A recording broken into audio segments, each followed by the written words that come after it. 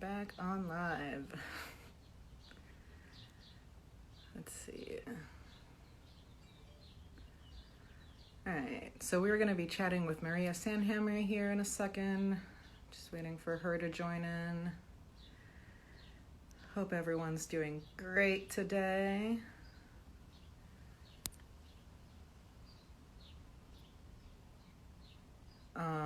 While we're waiting for her here, I would just like to invite everyone to post any questions or comments.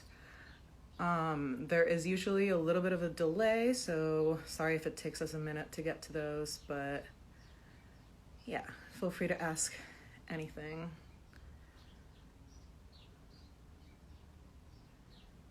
There we are. Hey. Maria just joined us. Hi. Hi, How are you? I'm good. My internet seems like it's taking a second to catch up. Yeah, it seems like there's a bit of a delay, but we can work with that. If it keeps happening, I can move. It's okay. Maybe. We'll figure it out. Technology. Yeah. So yeah, there we go. I was gonna say I can also flip mine, but I don't know what's easier. There we go. That works. Yeah, I love that piece behind you.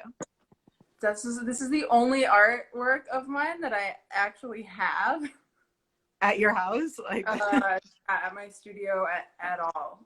The other ones are other places. Oh, awesome. But and I also brought.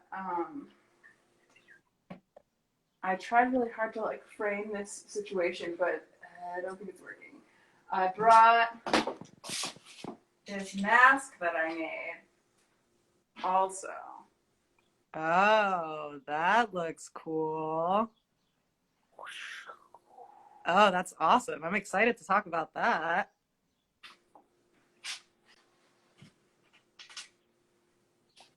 What's going on, Joe? I think we can go ahead and get started here. I have my coffee. I don't know if you have a beverage of choice, but Much coffee already too. there we go. So anyway, for anyone tuning in, I'm Jillian. I'm the shop assistant at the Glitter Box, and this is the wonderful Maria Sandhammer. She's one of our artists. So I don't know if you want to give a brief intro on who you are and what you do. Sure. My name is Maria Sandhammer. I make textile artwork in applique and embroidery. Usually that's in a two-dimensional form, and often it's in a large scale two-dimensional form like this banner back here. So wonderful. I like to use a lot of sequins and sheer fabrics, and I like to do a lot of intricate hand work, and I feel like using machines is cheating. Yeah. In a lot of ways. But I have discovered that you can really make more artwork if you use machines. So there's if you are only focusing on the process but you have an outcome in mind, for the future, and part of your inspiration is the idea of what you see in the end, then it's actually beneficial to get to that more quickly by using.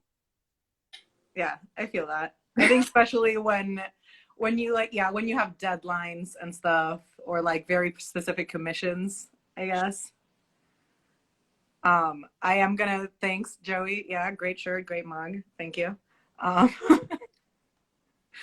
The mug says swamp water on it. I don't know if you can see, but yeah, solid. How did you start selling at the Glitter Box? I don't remember. I think maybe someone contacted me, and I think it was at the beginning of when I started making sleep masks.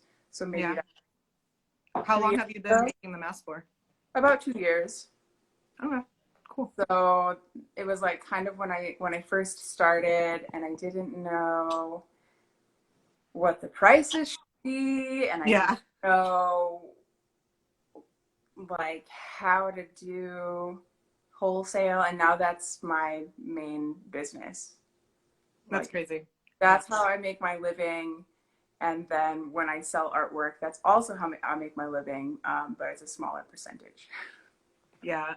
Did you think, I mean, obviously, I guess you didn't think that the sleep masks were going to be like this thing that you would depend on so much, but did you think that you were going to be an artist? Like, is that what you set out to do?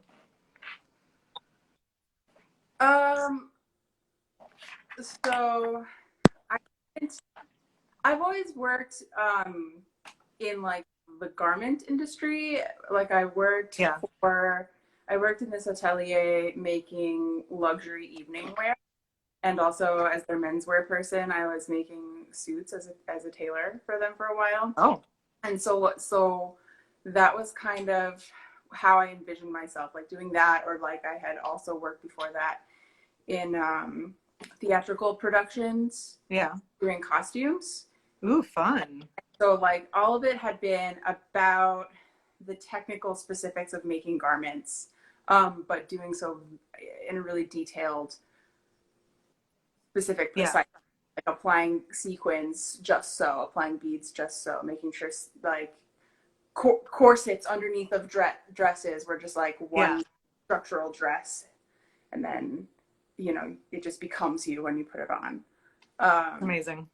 So I kind of just thought that that's what I would be doing. Like I went to school for fashion design.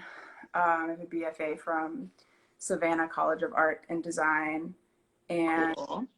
I kind of felt like that's what I would just keep doing, like kind of be in the background for other people's vision. Mm-hmm.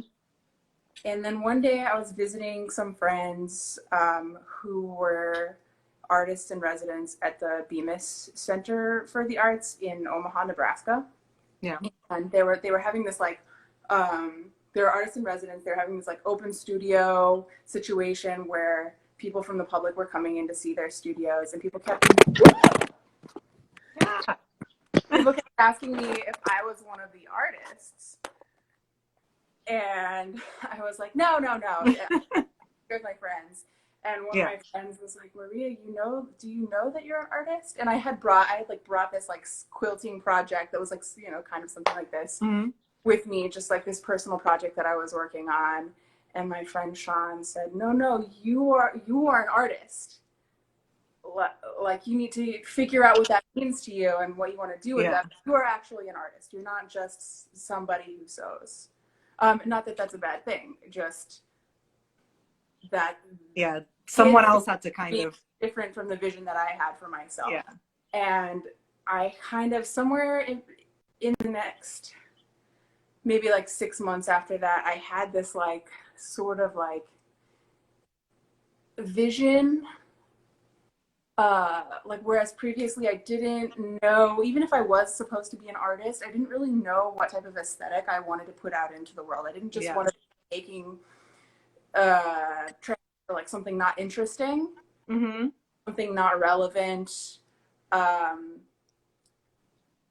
so I didn't want to make the art until I was sure what direction I wanted it to go. Okay. And so then I had this sort of like 2-day daydream where I was like, this is the direction that it needs to go. And I'm a big on planning. So I just sort of like envisioned the bodies of work that I would make in succession,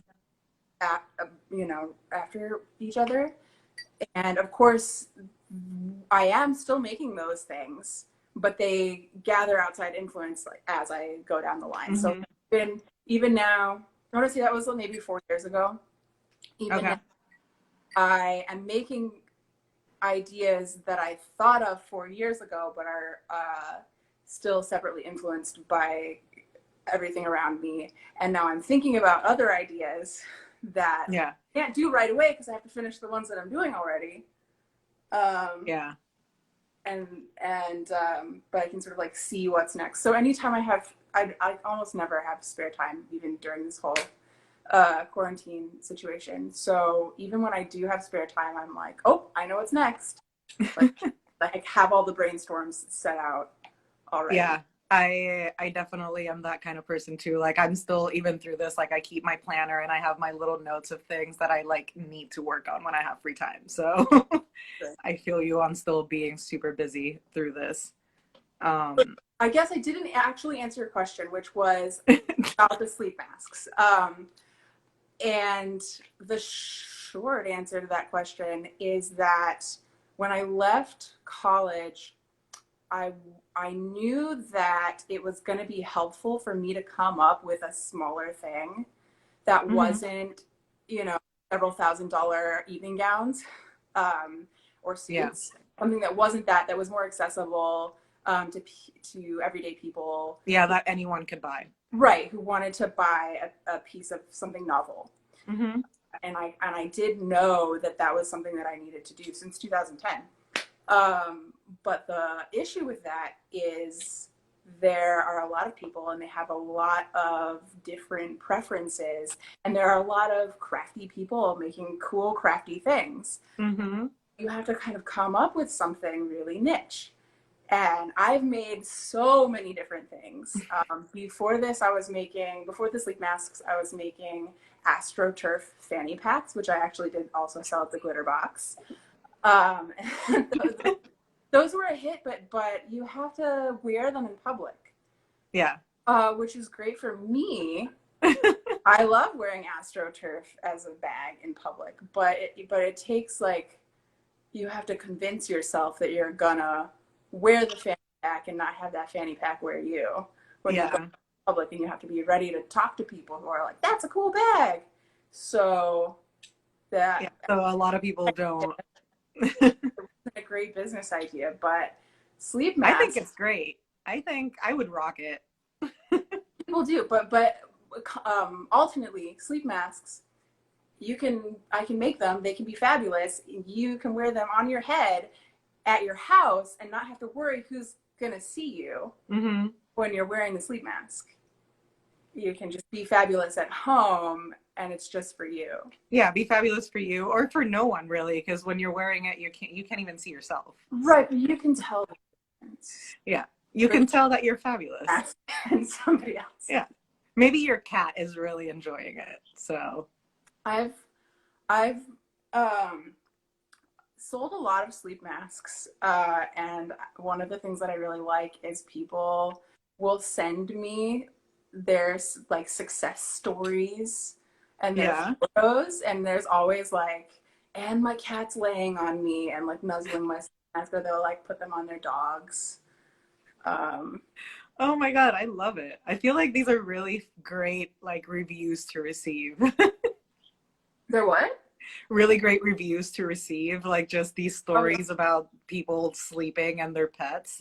totally, totally. And it just makes me, it makes me sure that I'm like doing a thing, not just that makes me happy, but that I'm not just like manufacturing Yeah.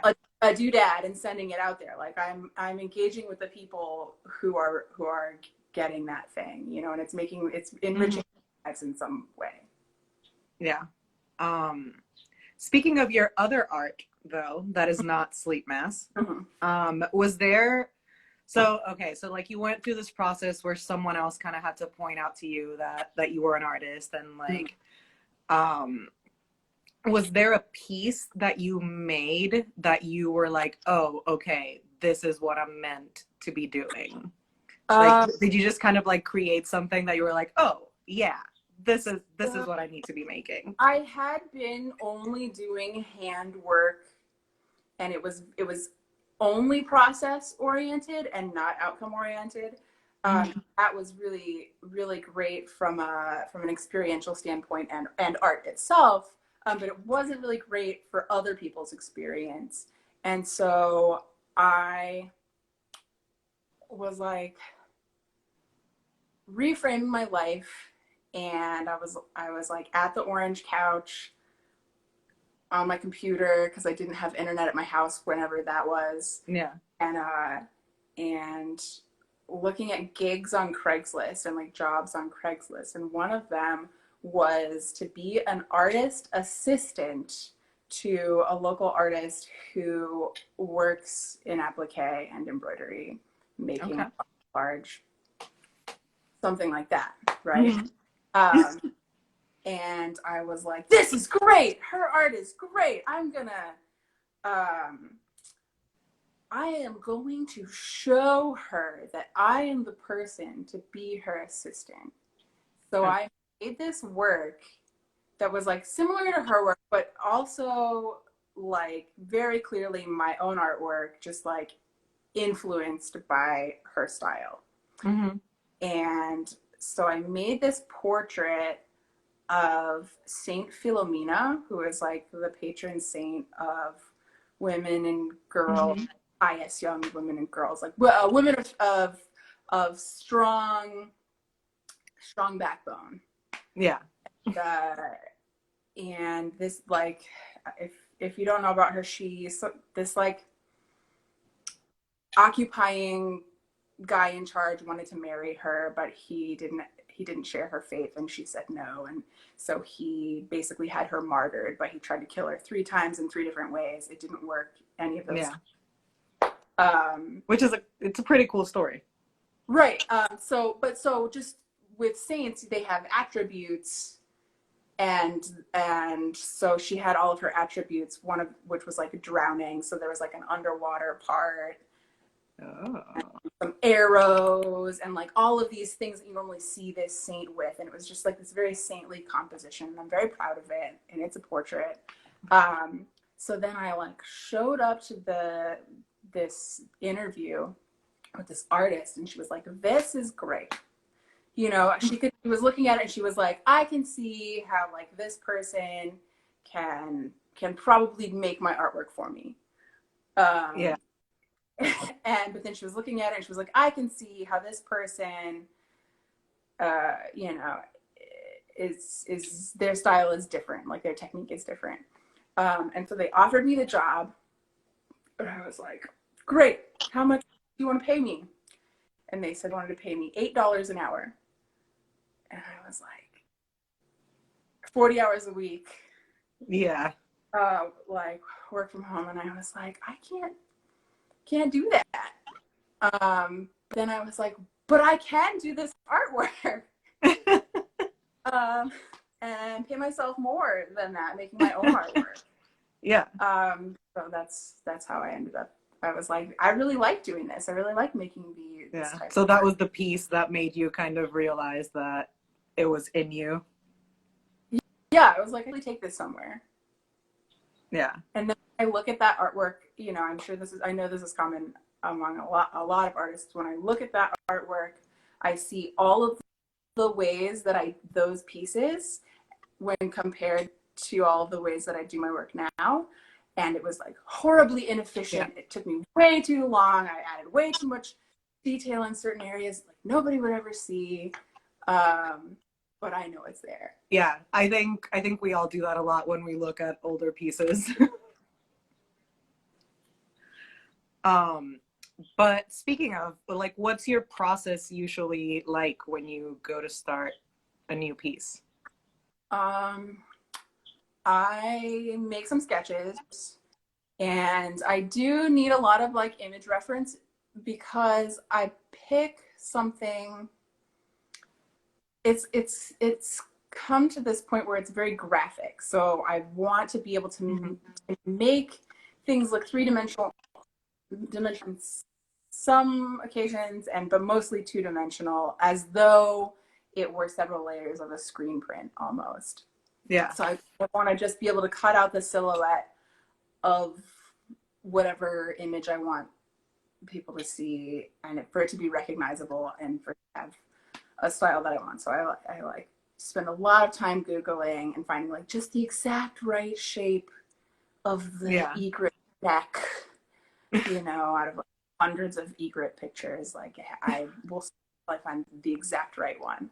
So I'll do that, and I'll just make a bunch of sketches, and they won't be very detailed sketches. They won't be like, there won't be any value. It'll just be the composition.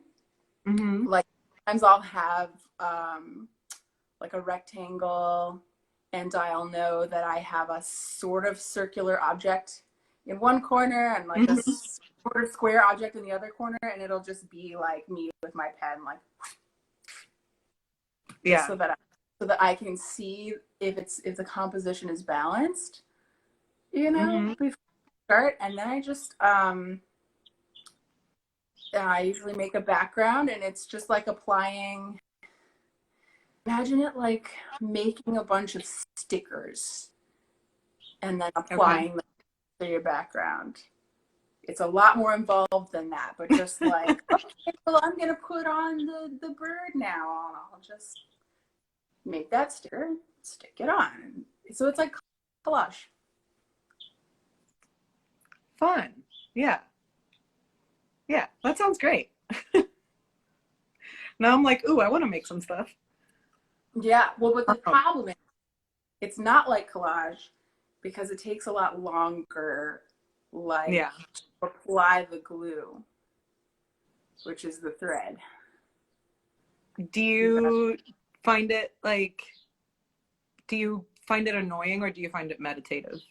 Oh, it's meditative. The only reason I ever sewed was because it was meditative. I find that I meet a portion of other sewers who kind of look at sewing as this way to get to the thing that they're making. Mm-hmm. And if it's that, you should probably pay someone else who likes Yeah. sewing to make the thing that you want to have made. Because it's a long process. People don't realize how long it takes. Um, I love it. I have an infinite amount of patience. That's Like awesome. and it carries over into the rest of everything. Yeah. It's always been Uh, something I've wanted to learn, but never have.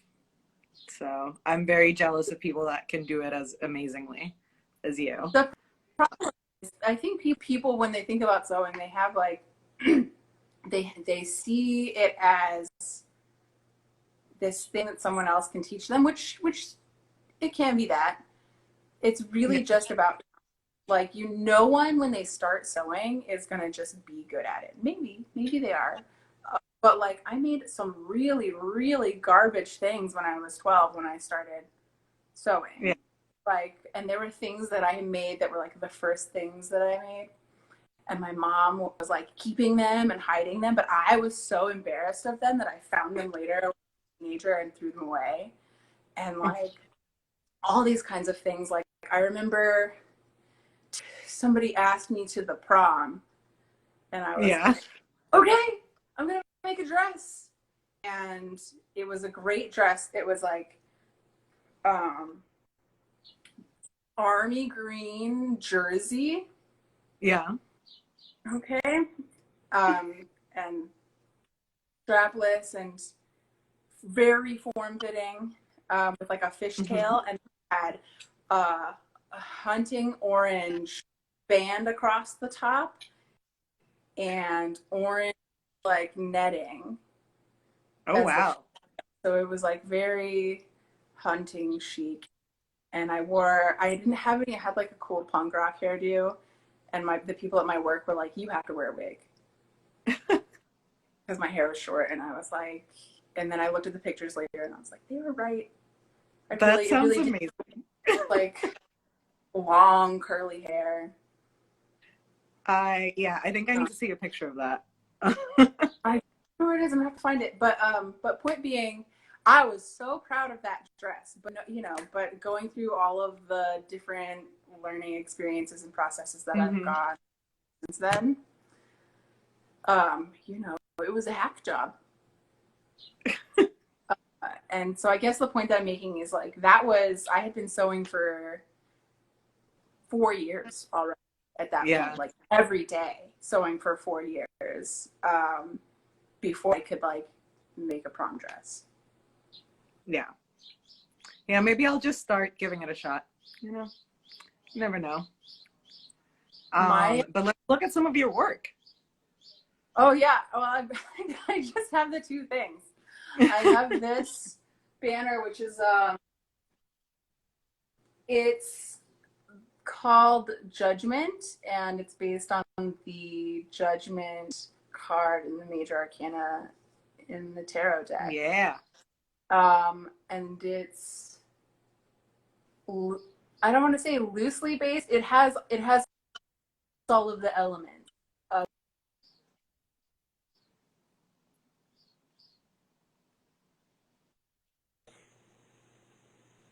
dashes of coming from the top. Mm-hmm. And there's like sort of these like gradient sequin things coming from this horn, kind of showing that there's sound coming from the horn. And here, I'm gonna move. Yeah. And normally, oh, the light. In this card, you have in the bottom like an ocean and some people, ghosts, like dead people who are gray, just rising from their crypts, which are in the ocean. And I was like, it's gonna look tacky if I make people shapes, so I made these tacky ghost shapes with eyes, and they're sheer. And then those are super cool. there's this like ocean situation down here with sequins. It's like blue velvet. That's awesome. The edge of the ocean. What else? Oh, and there are some snow-covered mountains in the background. I don't know if you can Whoa. And I don't know why there's leopard gorgeous. print in there. I just thought it would be cool. Yeah, I like why leopard not? print. Why the hell not?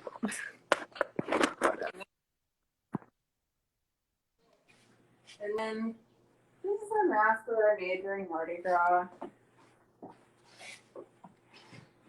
Did you wear it during Mardi Gras? Yeah, I did. I wore it to a parade. And I don't make that many masks, but this is not a hole. And so I felt really quickly that if you don't have a hole, people can't hear what you're saying. So you just can't talk to people. You just kind of have to. That would make a difference. Yeah. But this is my friend Ellen McCumber makes these like cool velvet applique things. So she gave me this, and I framed my mask around it.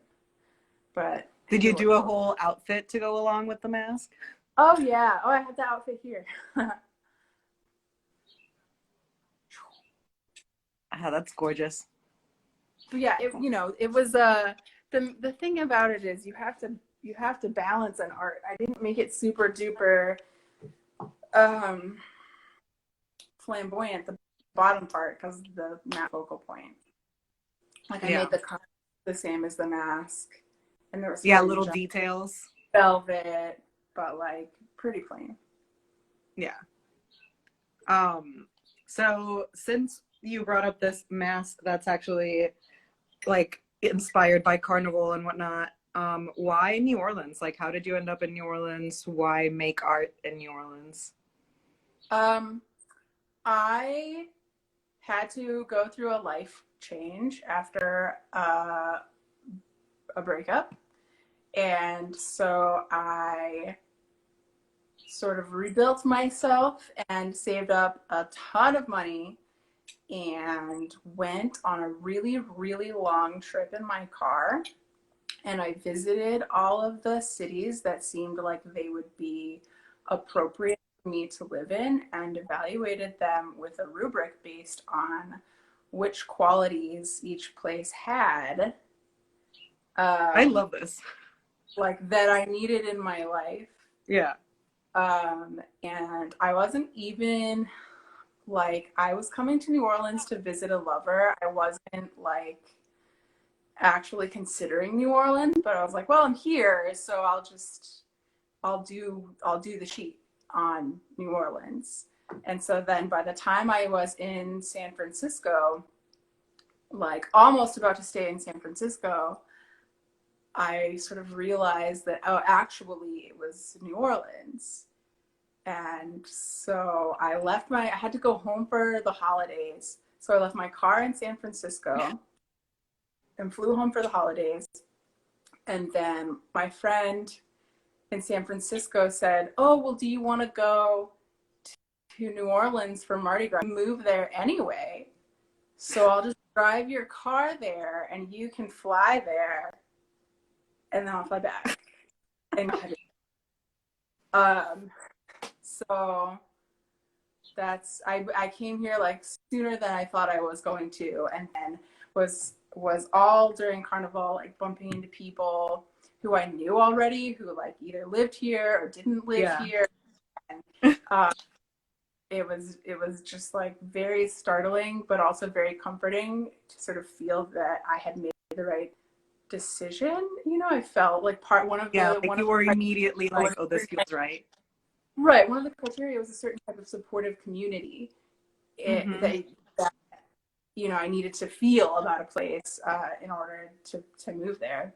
So I definitely felt like New Orleans had that. And so then I was staying with somebody and Mardi Gras was over and they were like, so when are you going home? And I said, oh no, I live here now. and then I stayed with her for like 2 more months while I looked for a house. Yeah, I feel like that happens a lot where people kind of just come down for a weekend and then end up staying. Well, I knew I was staying. I just didn't have my furniture with me. And then like later on, I got pneumonia and I almost died. But I had also scheduled a plane to go home to pack up a U-Haul to drive my furniture here. Back. And my doctor was like, you should maybe not do that. And I just was determined. And this was before masks were in fashion. I like wore a mask to the and people look at you then people looked at me so funny and refused to sit in the same row as me on the airplane. But then I like, you know, was very, but then you had a whole row to yourself. Right, I know. Yeah. But I was very, very sick. So when I got there, I was like, you know, calling friends at home and just sort of like pointing to my heavy industrial sewing equipment that you need like for people to use it. Just like, okay, put that next. It's like I just drove the U-Haul back and drove like, you know, 5 or 6 hours a day and stayed at Motel 6s like all the way because I needed to rest. Yeah, of course. Especially if you're sick. Yeah, you know, but that was the only window I had for that. You know, I had other stuff I had to do. Yeah, no, I completely get it. I've definitely moved under strange circumstances. So. Yeah, well, I think, you know, we spend a lot of time relaxing, and I that's very valuable. But it's just a very short life. Like I think we just, you know, if you have a lot of goals, you have to keep moving. Yeah, I absolutely agree with you on that. Hence why I keep a planner even through this. Oh yeah, something happened with my planner at Christmas time. Normally I'm like a vigilant, like hour by hour planner, like because I keep appointments and like places.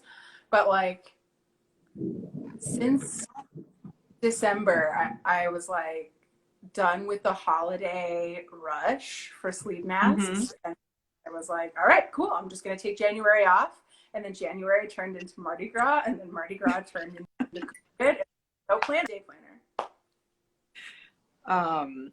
Yeah, I mean, it's a little, I mean, I really love mine. I can't really, like, I can recommend it, but you won't be able to find it because it's like it sells out really quickly, but it's called the Many Moons Planner. Uh, And it combines like a Gregorian calendar with like a lunar calendar.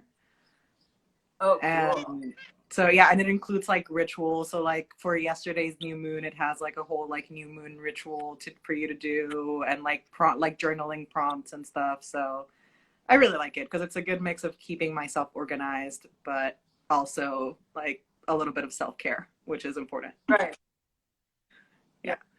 Reject that sterile version of organization. Yeah.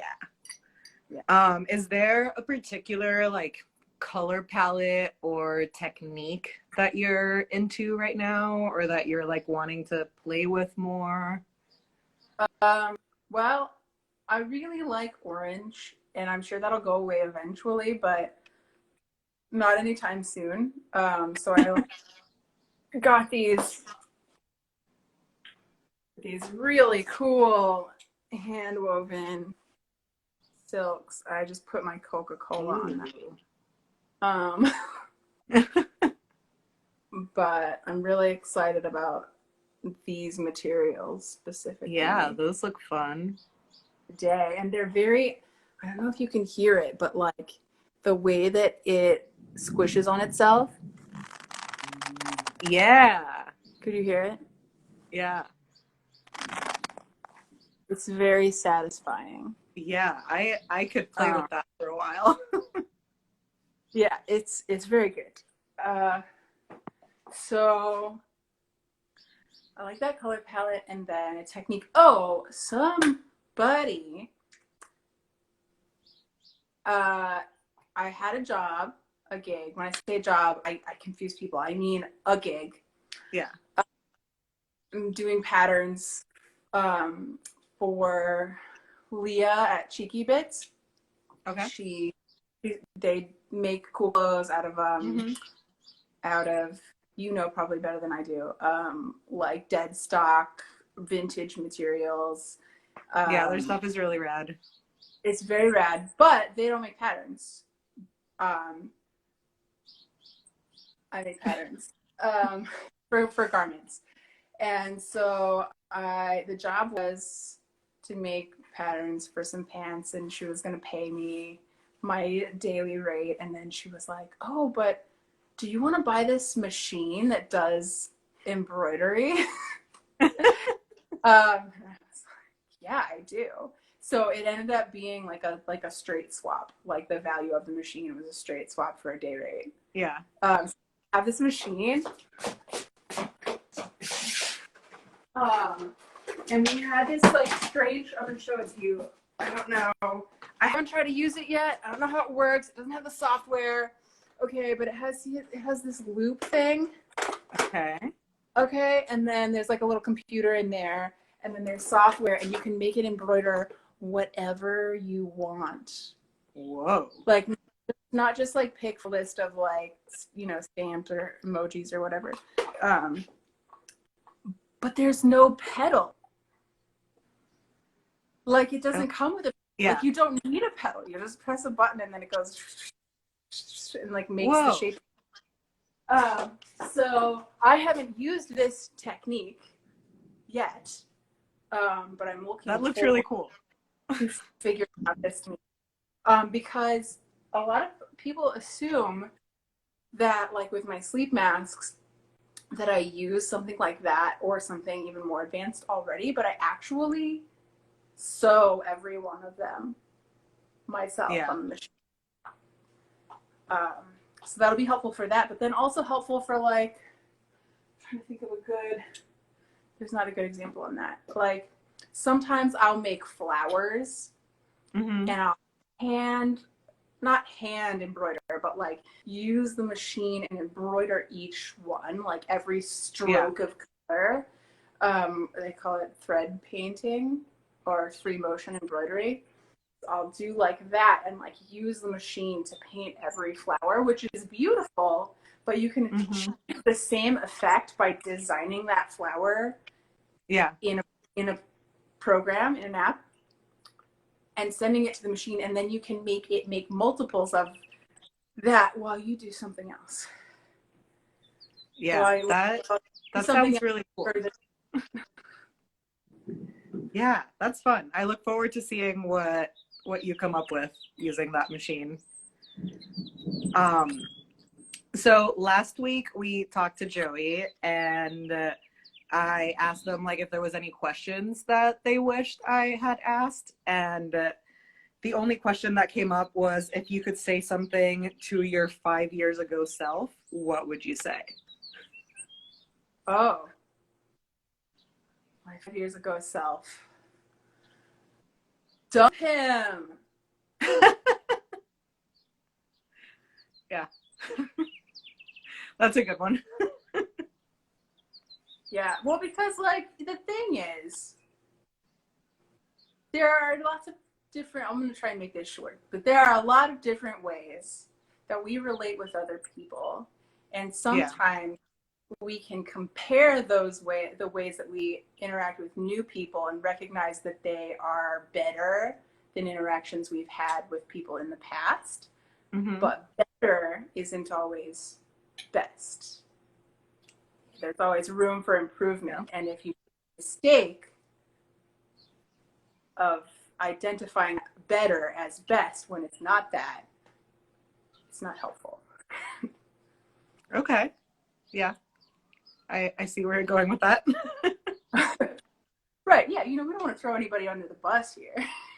Yeah. On that note, do you want to move on to our little lightning round? Okay, I'm ready for the lightning round. I'm only going to give you like 1-word answers. Yeah, it's like 1-2 words, and like maybe some of them will get stuck on because it might happen, but favorite color? Red. Favorite food? Favorite potatoes. Ooh, any specific type of potato? I'm right now, I don't eat a lot of junk food, but right now I'm kind of big on tots. That's my like COVID comfort food, but really all the potatoes, like a whole, like just a potato that's like baked or like, baked. Yeah. And then just aside like a pocket potato, it's got skin on it and you just take it, like it's cooled and you're going somewhere, you just put it in your pocket and then pull it out while you're driving. I'm all about that pocket potato. You don't have to put any seasoning on it. Like potatoes are just good by themselves. Yeah, potatoes are fantastic. I'm totally there with you. Favorite piece of clothing? Oh, I have this shirt. It's not ironed right now. I'm gonna run grab it and show it to you instead. Cool. Yeah.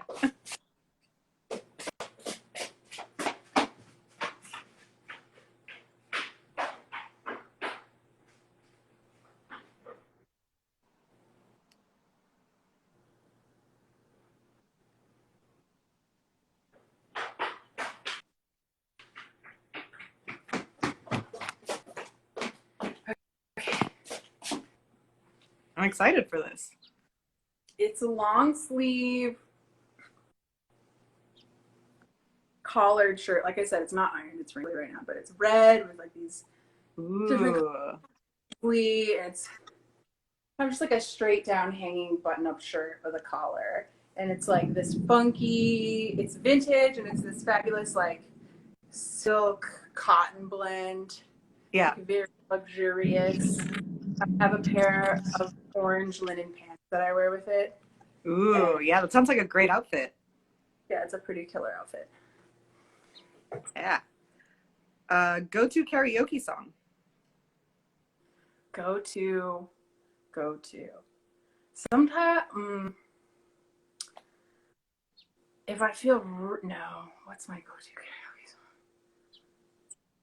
Oh, Colors of the Wind from Pocahontas. Good one.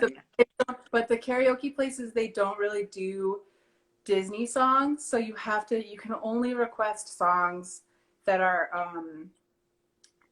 sung by other people oftentimes. So like you have to have like the Vanessa Williams one because they won't have the Disney one. But actually, that's my backup for Part of That World from The Little Mermaid. they don't have the Disney songs available. Yeah, ooh, those are two really good ones. Damn. Yeah, so you know that sometimes they'll do the YouTube version where you can just like look up whatever original version was, Oh, yeah. like the karaoke. Yeah. I like when they do that. So I'm usually disappointed with those like automated systems. They're always missing lots of great songs. Right. Right. I mean, but there are a lot of songs. I mean, it's hard.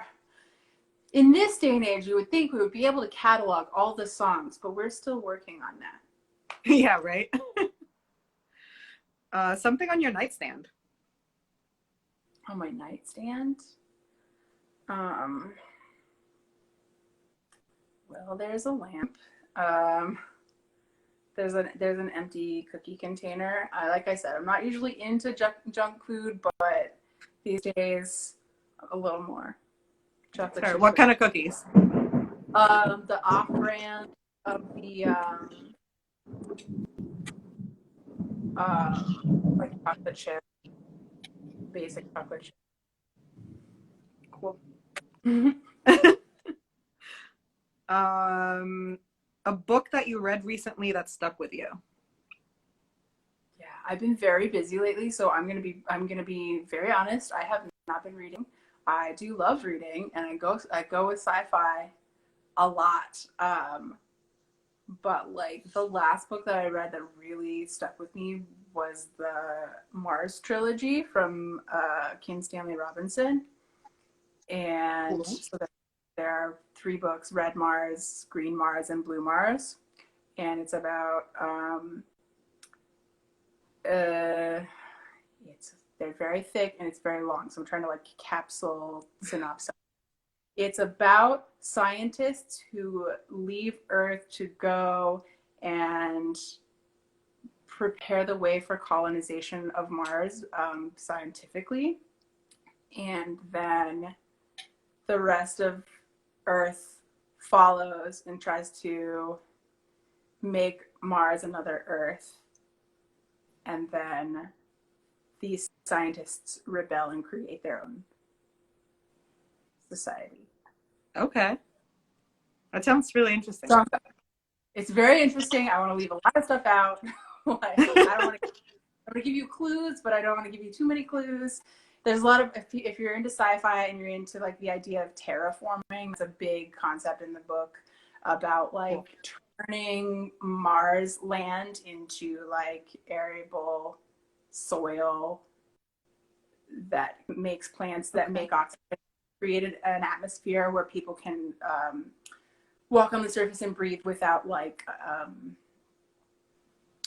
help from some sort of machinery or like some sort of dome. Mm-hmm. Okay. Yeah, I'm gonna add that to the list because I don't read enough things that aren't like, you know, like memoirs or like something that's just a little too real. So it's good to keep those in mind. Well, the thing about this, I mean, I would hesitate to read this if you're trying to get away, because it's very much about the way that human nature works and the way that science works. It's a very big, real science, and it's just like this sort of like narrative coming from that. So it's like very irksome that it is very potentially real. Okay, maybe it's a good like halfway point. Sure. What's a fact about you that surprises people? A fact about me that surprises people. I mean, I have lots of very interesting things about me, but I think that my presentation is very true to whatever is like behind it.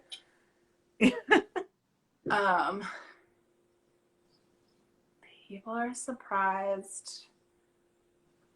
I don't know. People are always surprised when I say I lived in Alaska when I was a kid, but like,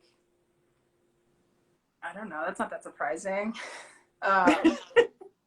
People are always surprised when I tell them that I worked at a commune. Like, to me, that seems pretty commonplace. Yeah, that's commonplace, but like there are a lot of people who have done that sort of thing, especially in New York. But my parents were like very strict evangelicals. Okay. That's also surprising for a lot of people because that's very contrary to the way that I live now. Mm-hmm. Yeah. If you could have any superpower, what would it be and why?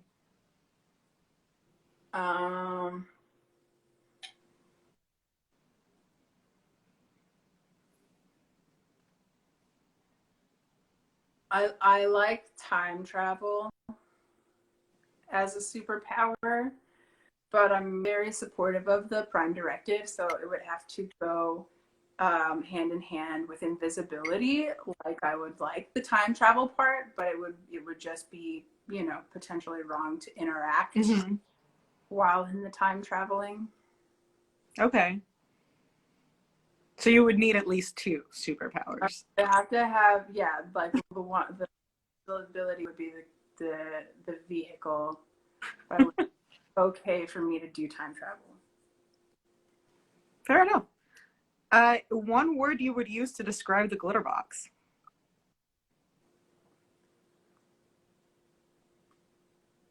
It's a glitter box.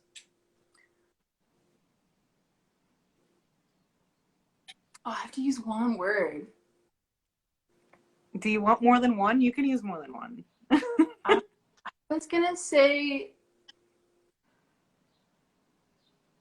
funky in a non-exclusive way. Okay, Like I like that. I can say inclusive, and that's, you know, means approximately the same way. But to say non-exclusive is more specific because some types of boutiques make you, you know, I feel like too hip. Mm-hmm. If that makes sense.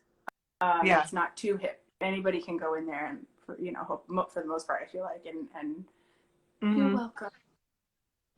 Yeah. Yeah, that was a big thing for me. Like when I started working there was just like that I actually felt very like welcome and safe in that space. So yeah, great choice. All right. Fuck, marry, kill. Spaghetti, ravioli, lasagna. Um,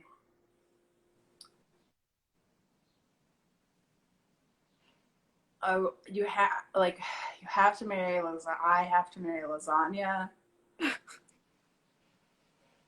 Wait, fuck, marry, kill. I don't. I guess I have to kill the spaghetti because it Yes. doesn't. The sauce doesn't stay on the spaghetti.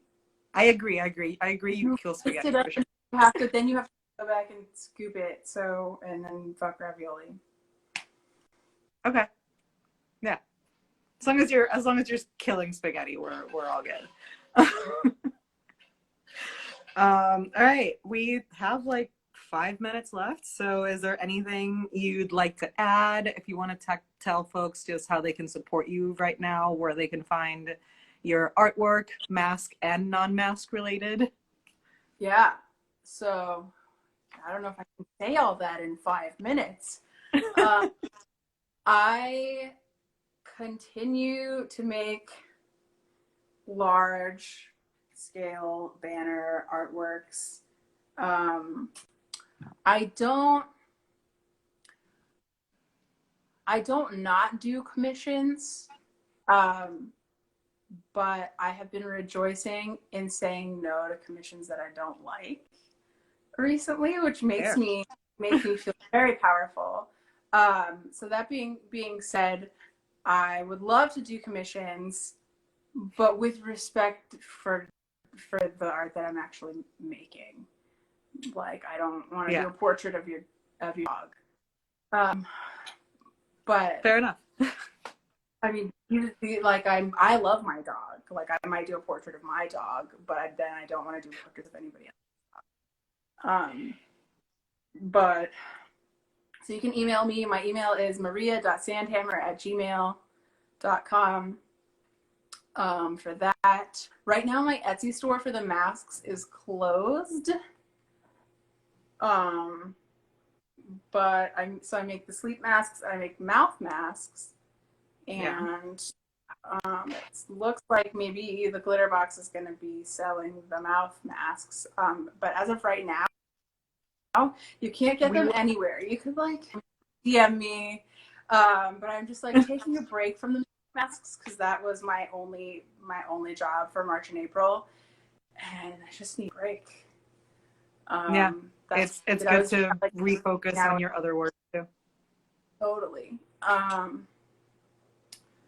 So I'm gonna reopen the Etsy store at some point when I feel like it. Yeah. So for now, if anyone's Very promotional interested, at all. You can. This is what you should do. Sorry, let me restart my promotional video. You should go to my Etsy handle is Sleephammer, all one word, and you should sign up for that thing on my shop that says you get an email when my shop reopens. That's what you should do. that's great. Yeah, that's a good one. But then also, if you're interested in any of Maria's other work, you can also just email her.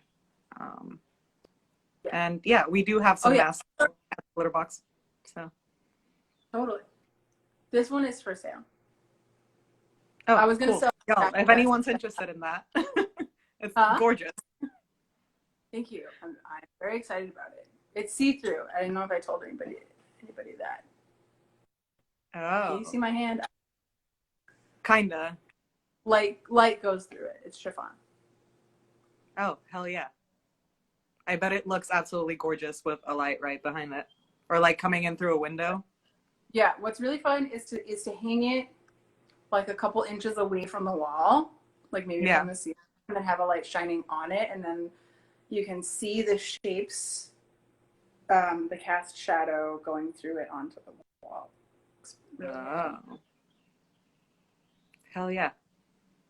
All right. Well, unless there's anything you want to add, Instagram is going to kick us off of here soon. So. Oh, great. Thank you, Jill. Thank you. Yeah, thank you for joining me. This was really fun. I would just, I've had a lot of caffeine today, so I would just keep going. Yeah, no, I was like, oh, whenever me and Maria talks, it's like it's gonna go on forever, so it's fine. We're gonna be just fine. I feel like I need to work on that though. No, it's great. I enjoy it at least. So I think this was great. I'm really happy that you said yes and that you joined us for this really fun little happy hour. I love your work. I'm so happy to see it. So yeah, thanks again. Thank you. Yeah, I'll talk to you soon. All right, bye. Bye. I don't know how to hang up, so it's up to you.